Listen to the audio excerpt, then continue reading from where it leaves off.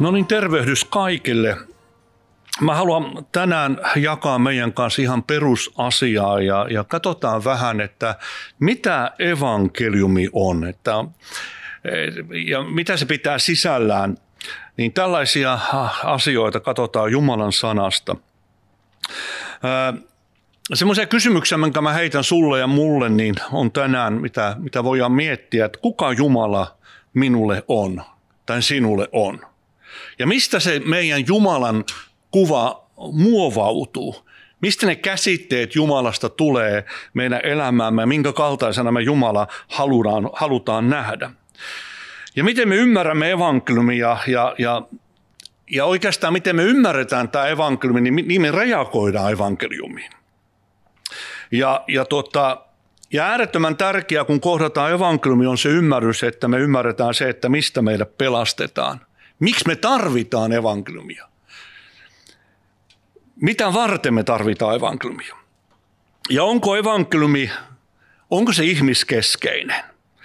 Jotenkin me ollaan tehty evankeliumista, pelastuksesta hyvin ihmiskeskeinen. Mä tiedän, ajatteletko sä täällä tänään sitä vain, mutta tällaisia ajatuksia itselläni on ollut ja miettinyt omankin elämän, omaa suhtautumistani Jumala ja evankeliumia. Monesti niin äkkiä alkaa niin kuin tulla keskiöön ihminen, eli minä ja miltä musta tuntuu, eikä se mitä Jumala on ilmoittanut itsensä. Ja mun mielestä kaikkein tärkeintä on ottaa vastaan se Jumalan ilmoitus. Ja kun me katsotaan Vanhaa testamenttia, me nähdään, että monta kertaa niin kun Jumala joutui puuttumaan kansansa kohdalla siihen, että aina tehtiin vääränlainen diagnoosi tai ymmärrys oli väärä Jumalasta. Haluttiin tehdä Jumalasta hyvin oman näköinen ja muokata siitä niin kuin oma Jumalan kuva. Evankeliumi ei ole meille keino saada siunauksia ja menestystä ja sellaista mukavuutta meidän elämäämme. Ja todellinen evankeliumi ei olekaan ihmiskeskeistä, vaan se tulisi olla Jumala-keskeistä. Jeesus ei ole tullut tänne täyttämään meidän niin kuin maallisia toiveita, vaan hänen missionsa keskiössä oli Jumalan valtakunta ja syntisen ihmisen sovitus Jumalan kanssa. Se oli Jeesuksen tehtävä, kun hän tuli maailmaan sovittamaan ihmiskunnan Jumalan kanssa, avaamaan tien takaisin Jumalan yhteyteen. Kun ihmiskunta lankesi syntiin ja joutui pois paratiisissa, me tarvittiin tie takaisin Jumalan yhteyteen ja sitä Jeesus tuli tekemään. Raamatun evankeliumi kutsuu meitä seuraamaan Jumalaa. Ei omien tarpeiden mukaisesti, vaan hänen suuruutensa ja pyhyyteensä tähden. Ja äärettömän tärkeää ymmärtää tämä totuus evankeliumista. Se ei ole keino meidän itsekkäiden toiveiden täyttämiseksi, vaan se, että me etsimme Jumalaa, Jumalan tarkoitusperiä ja pelastusta Kristuksessa.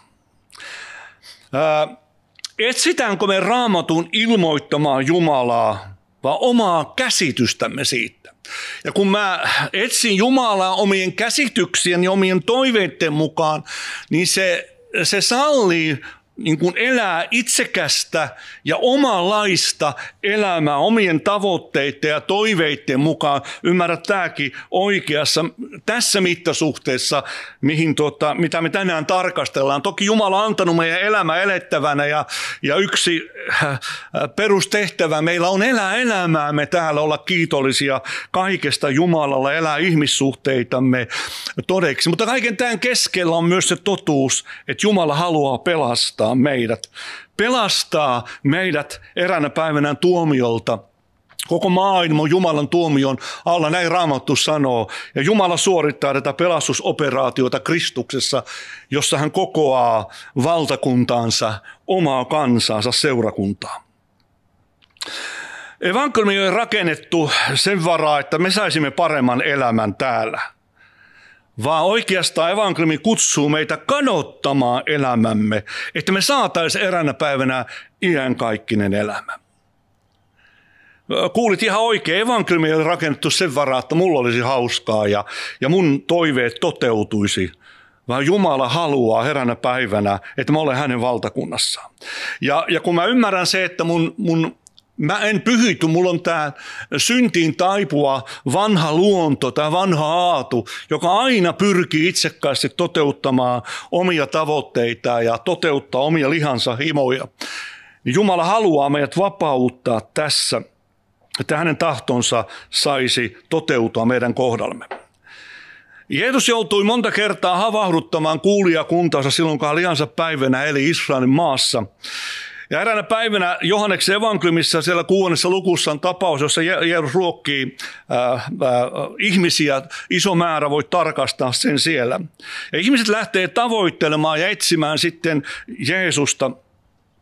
Mutta Jeesus toteaa täällä näin, että älkää tavoitelko katoavaa ruokaa, vaan sitä ruokaa, joka säilyy iankaikkiseen elämään.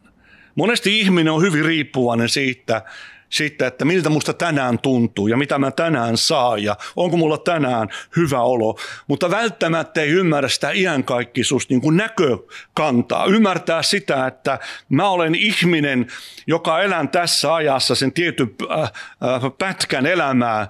Mutta tämä tietty pätkä on sitä varten, että mä löytäisin iankaikkisen elämän Jumalan valtakunnassa. Ja tätä on todellinen evankeliumi. Jeesuksen tehtävä ei ole, niin kuin sanoin, olla meidän toiveiden täyttävä. Oikeastaan on vaarallista ajatella niin, että Jeesus on keino saavuttaa niin kuin henkilökohtaisia asioita, toteuttaa niitä henkilökohtaisia toiveita.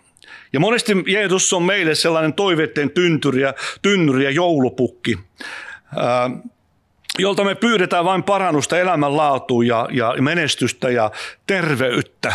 Nämä on tärkeitä asioita ja tietyllä lailla näissäkin Jeesus meitä auttaa ja meitä parantaa ja vaikuttaa meidän elämässä, mutta tämä ei ole se ydinasia evankeliumissa, vaan se, että me ymmärretään, että hän on tullut pelastamaan meitä Jumalan tuomiolta ja Jumalan suhteesta, sitten Jumalan vihan suhteesta kohti iankaikkista elämää. Tässä Jeesus sanoi tässä Johanneksen evankeliumin 6. luvussa, mitä äskenkin luettiin, näille ihmisille, jotka seurasivat sitten tämä leipäihmeen takia, Jeesus toteaa täällä 26. jae, te ette etsi minua siksi, että näitte tunnustekoja, vaan siksi, että saisitte syödä leipää ja tulisitte ravituksi.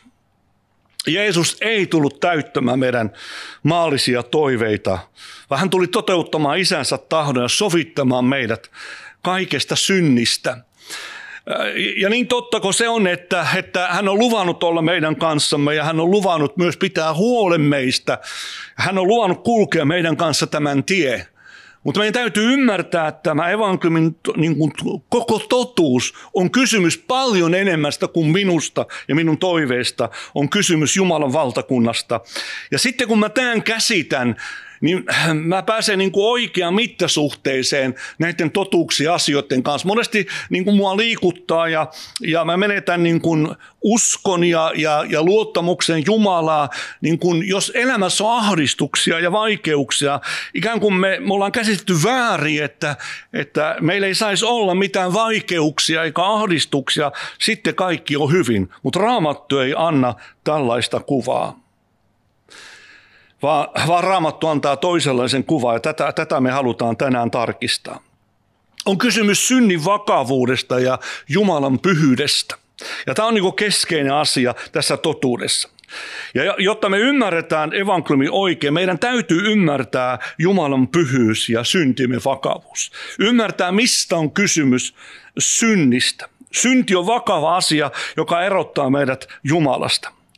Ja se ei ole vain pieni sellainen moraalinen erehdys, vaan se on suora kapina Jumalan pyhyyttä ja vanhurskautta vastaan. Jumalaa vastaan, suoranainen kapina. Se on Jumalan lain ja tahdon rikkomista ja sitä aina seuraa rangaistukset. Ihan samalla kun meillä on maalliset lait täällä ja liikennesäännöt ja laki.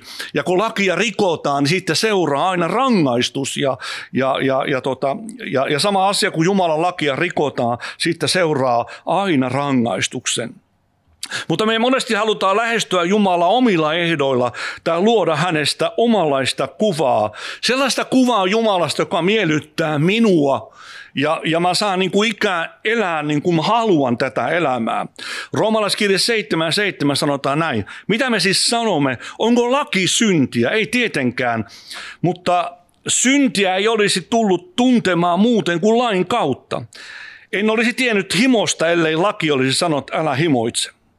Laki osoittaa meille syyllisyytemme Jumalaan kohtaan. Siksi vanhurskas Jumalan oikeudenmukainen laki on ikään kuin peili, jossa mä tajuan, että mä olen rikkonut Jumalaa vastaan. Mä en millään tavalla kykene niin kuin miellyttämään enkä elää Jumalan kunniaksi.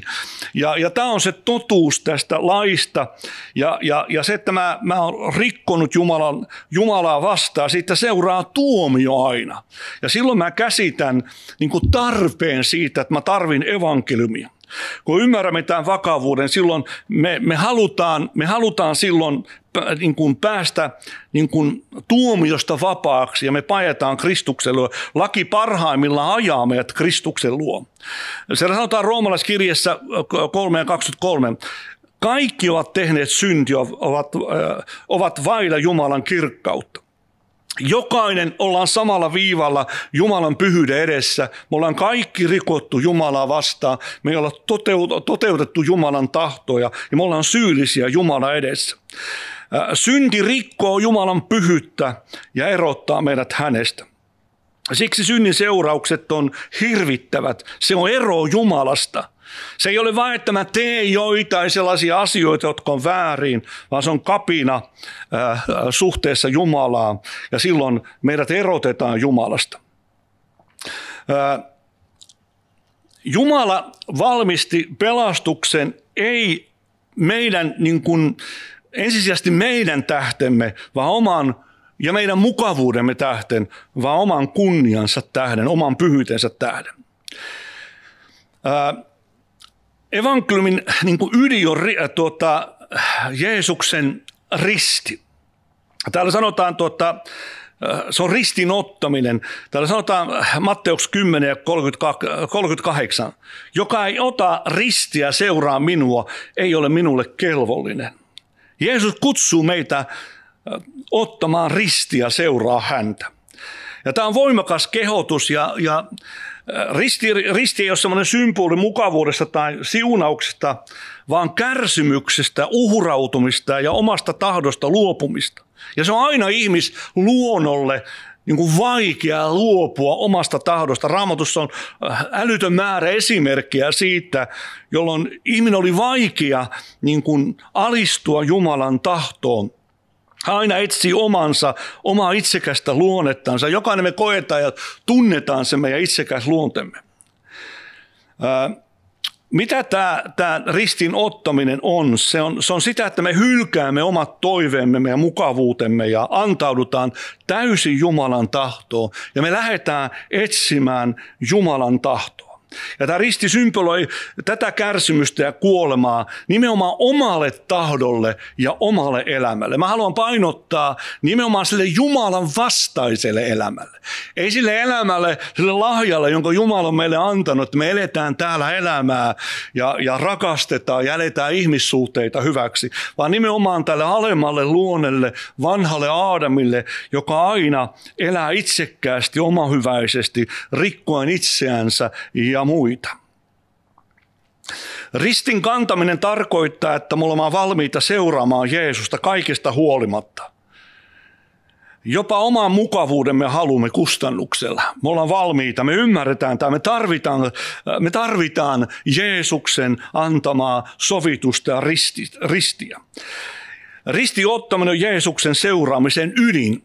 Ilman ristin ottamista on vaikeaa, mahdotonta seurata, niin kuin Jeesus sanoi, että tulee ottaa ristiä seurata häntä.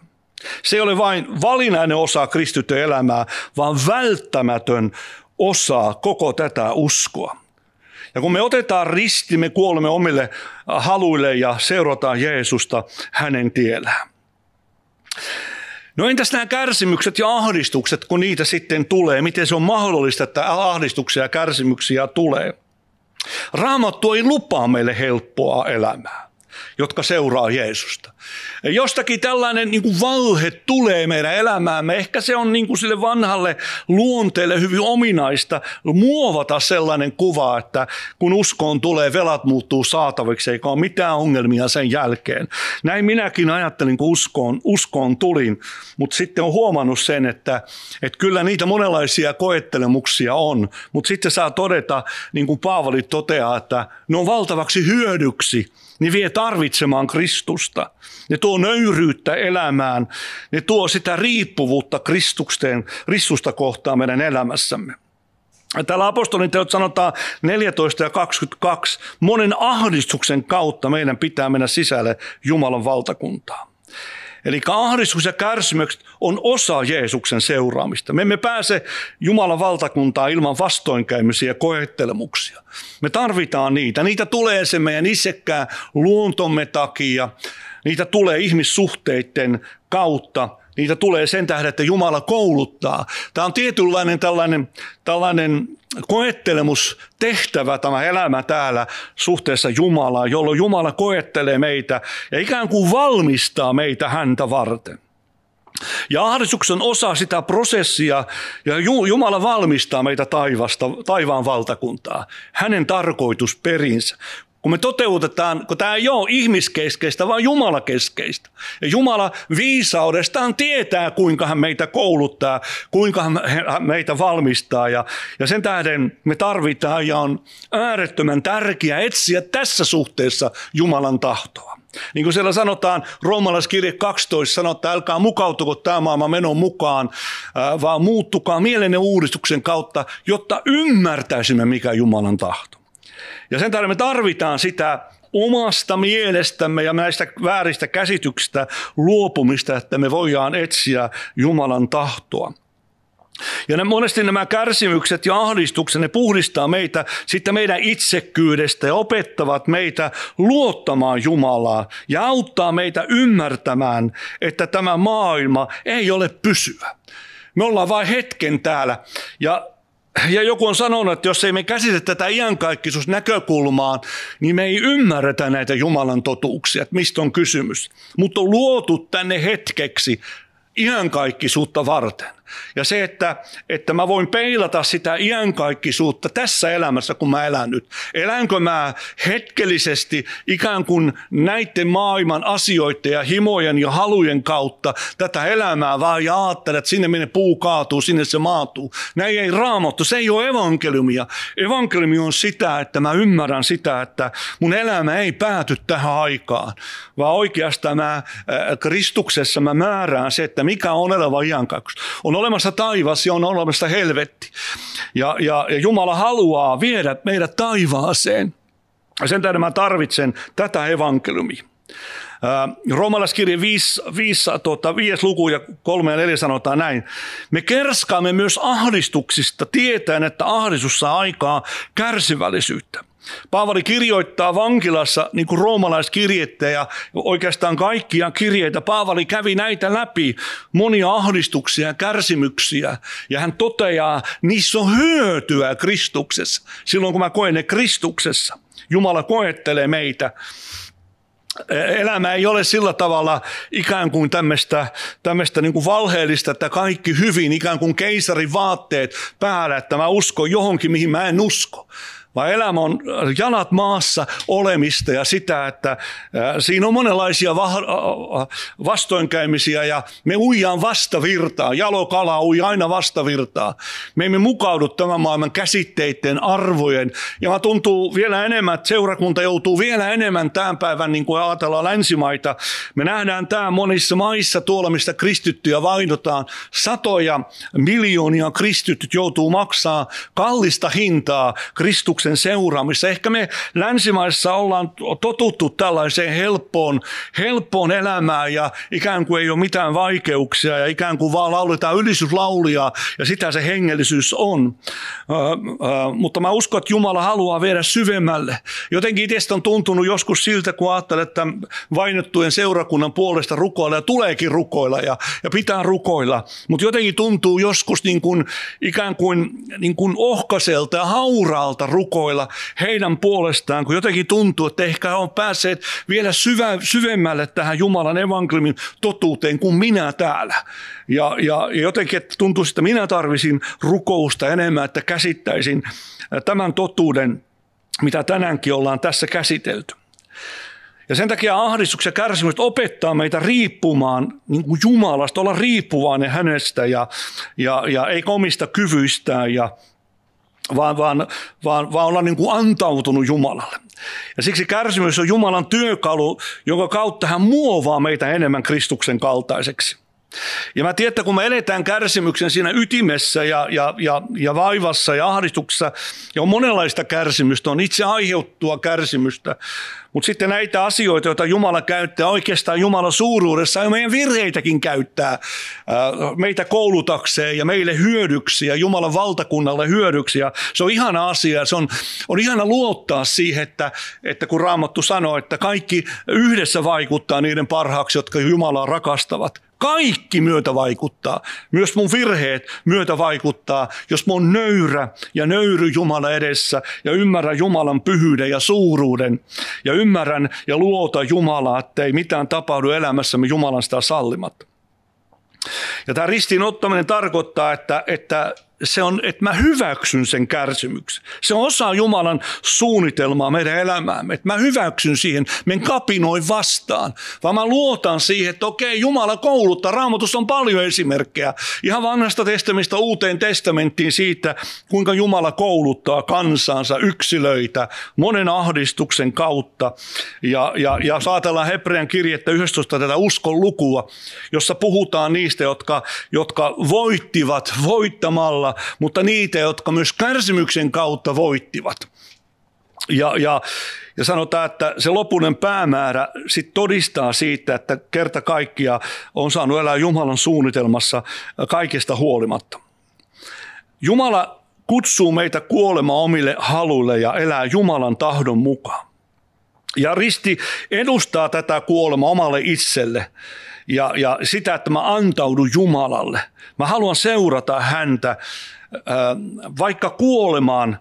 Ja se on niin kuin se mun prioriteetti tässä. Se on se mun arvojärjestys. Se on se niin kuin periaate elämässä, että mä oon valmis kuolemaan näiden totuuksien ja asioiden puolesta. Ja voi kun Jumala saisi meitä länsimaista kristittyjä haastaa, länsimaista seurakuntaa, myös kaiken tämän keskelle, jolloin ikään kuin tämmöistä helppoa evankeliumia julistetaan monesti ja ikään kuin valehdellaan ihmiselle ja saadaan monet ihmiset niin kuin ikään kuin sitten sellaisen tunnetilaan ikään kuin, että onko Jumala hyljännyt mut, kun mulla on vaikeuksia elämässämme. Ja siksi meidän tulisi julistaa koko totuutta. Ei ikään kuin kutitella leualle, eikä ikään kuin valehdella Jumalan puolesta. Jeesus ei valehtele, vaan Jeesus kertoo koko totuuden. Ja sen tähden seurakunnan tehtävä on myös julistaa koko totuutta. Meidän tulee julistaa sitä, että meitä ei ole pelastettu vain tätä aikaa varten. Ja jos me ollaan vain kiinnitetty huomiomme tätä aikaa varten ja mitä nyt tapahtuu mulle, niin mä voin jo ehkä sokertua ja joutua semmoiseen epätoivoon. Mutta sitten kun mä ymmärrän niin, että on olemassa iankaikkisuus. Ja jos mä ajattelen iankaikkisuutta, niin tämä elämä on näin lyhyt täällä suhteessa iankaikkisuuteen. Niin annanko mä tämän pätkän niin kuin määritellä mun elämää? Niin tärkeää kun elämä on, ja se on Jumalan lahja. Ja kun mä tämän ymmärrän, mä osaan elää tätä elämää oikein. Ja mulla on oikea niin kuin periaatteet ja arvomaailma tässä elämässä ja oikea suhtautuminen elämään ja kiitollisuus, niin kuin Raamattu. Sieltä se kiitollisuus tulee, että ilo Herrassa on minun väkevyyteni, kun mä tajuan sen, että on olemassa iankaikkisuus. Todellinen päämäärä, johon Jumala vie, niin kuin Abrahami kutsuttiin sieltä isänsä kodista kohti tuntematonta, kohti luvattua maata, niin samalla lailla meidät on kutsuttu. Ja Abrahaminkin matka kohti luvattua maa ei ollut aina helppoa, ei ollut aina helppoja päiviä. Oli monenlaisia koettelemuksia ja vaikeuksia. Mutta Abraham jaksoi kulkea tuon matkan, koska hänellä oli selkeä päämäärä kohti luvattua maata. Ja siksi Jumala haluaa Pyhänkänsä kautta meitäkin herättää tänään. Me ollaan matkalla ihan kaikkiseen elämään. Siksi evankeliumi ei keskity vain tähän maailmaan, vaan Jumalan valtakuntaan. Ja tämä maailma on vaan väliaikainen, mutta Jumalan valtakunta on ikuinen ja pysyvä. Jeesus sanoi Johanneksen evankeliumin 18:36, minun valtakuntani ei ole tästä maailmasta. Ja tähän valtakuntaan Jumala kutsuu seurakuntaansa, sinua ja minua, kristitty tänään, joka olet elämäsi hänelle antanut, hänen valtakuntaansa. Ja niin kuin siellä sanotaan Johanneksen evankeliumin 14. luku, kun Jeesus sanoi, että älköön sydämen olkoon murheellinen, uskokaa Jumalaa, uskokaa minun. Minun isäni kodissa on monta asuinsijaa. Ja hän meni valmistamaan meille jokaiselle paikkaa Jumalan valtakuntaa. Ja tämä pitää olla keskeinen sanoma seurakunnan keskellä. Vaikka tänään parantuisikin, vaikka tänään olisi vaikeuksia ja ahdistuksia ja kärsimyksiä, niin muista se, että eräänä päivänä hän on luvannut, että viimeinen kyynel pyyhitään pois. Mutta hän on luvannut myös auttaa tämän ajan keskellä meitä näiden elämän vaikeuksien keskellä. Ja todellinen päämäärä on Jumalan valtakunta. Jumalan valtakunta on ikuinen valtakunta ja tämä on evankeliumin lopullinen päämäärä. Sanoma siitä, että Jumala kutsuu ja haluaa seurakuntansa eräänä päivänä kokonaan hänen valtakuntaansa. Me saamme täällä kokea jo valtakunnan ominaisuuksia, iloa ja rauhaa pyhässä hengessä. Ja me saamme kokea sitä, että valtakunnan laaja-alaisuudet toimii tässä ajassa seurakunnan keskellä. Me emme toteuta seurakunnan keskellä monesti tämän maailman arvoa ja arvomaailmaa, sitä kylmyyttä ja itsekkyyttä, kyynespää taklausta ja omaa edun hakemista, vaan Jumalan valtakunta toteutuu seurakunnan keskellä, jossa me kilpaillaan toinen toistamme kunnioittamisessa ja rakastetaan toisia. Me siunataan jopa vihamiehiä. Se on ihan erilainen kuin tämä valtakunta, jossa me eletään, on Jumalan valtakunta. Ja mä edustan häntä. Siihen Jumala on kutsunut minut. Se on se evankeliumin totuus. Edustaa hänen valtakuntaansa.